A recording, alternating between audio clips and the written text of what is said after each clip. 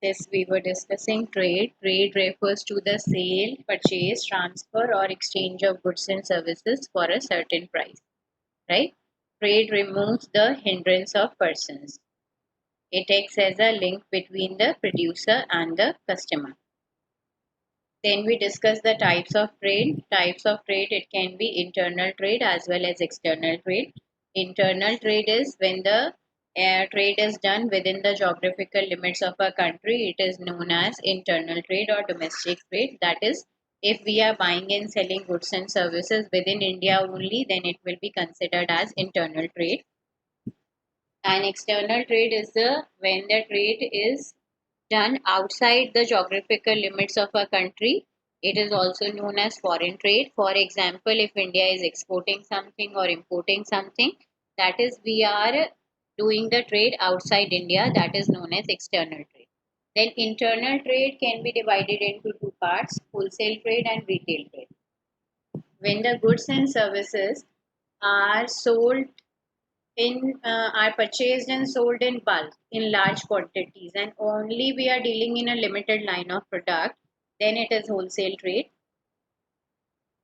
And retail trade is selling goods and services in smaller quantities, and we are dealing in a variety of products, that is known as retail trade.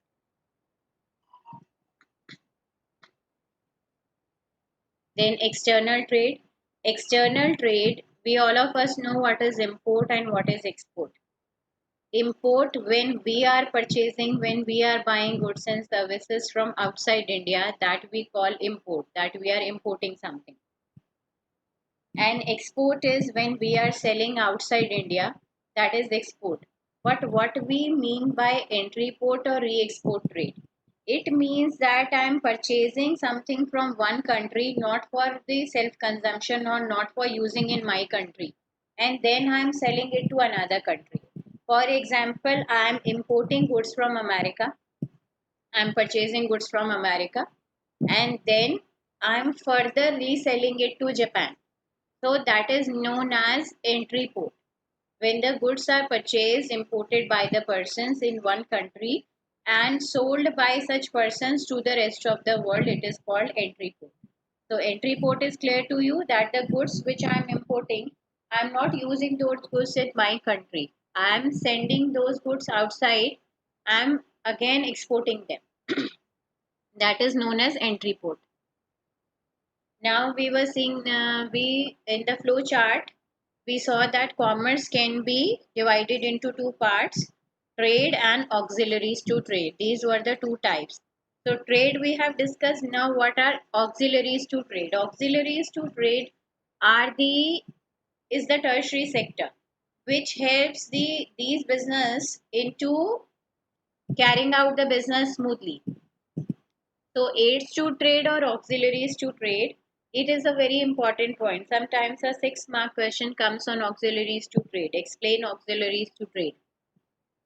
So tertiary sector of industry is also known as auxiliaries to trade, which provides its services to the business sector as well as to the ultimate consumer. So they are providing their services to the business sector and to the ultimate consumers also.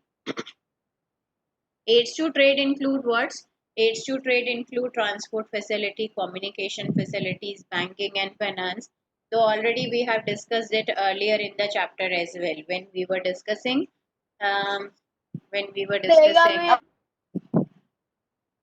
So we have already discussed this. Please mute yourself, beta. Whosoever is on unmute, please mute yourself. But again, I am revising all these auxiliaries to trade. Auxiliaries to trade are the main services which facilitate the manufacturing of goods and aid the trade, help in the trade.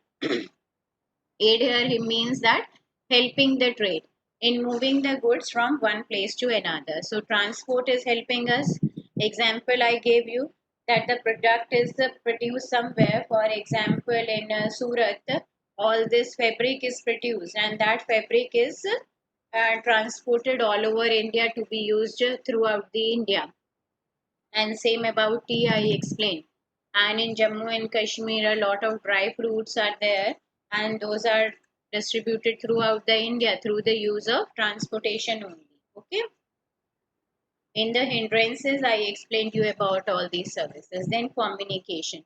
Communication with the help of postal services, internet facilities, courier services, customer care services, telephone, and through internet, through email, through WhatsApp. I'm talking to my business communities. If I'm a manufacturer, I'm talking to the wholesaler, then I'm talking to the retailer.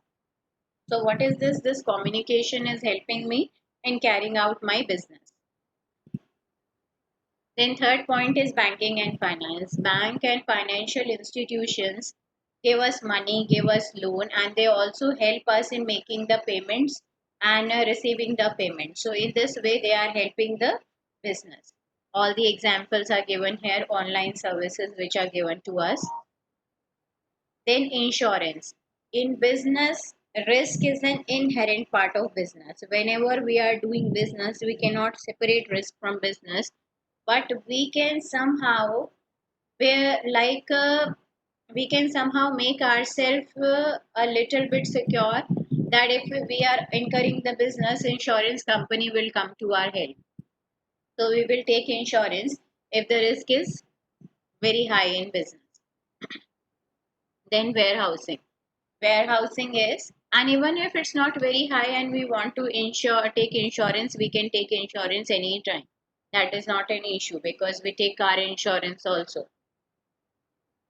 Warehousing is that when the customer is coming to us, the demand is coming to us, at that very point of time we cannot start producing the goods and the customer will keep waiting that you produce the goods, I'm waiting here, then I will purchase the goods. No, because we want to attract the customer, we don't want to lose any customer.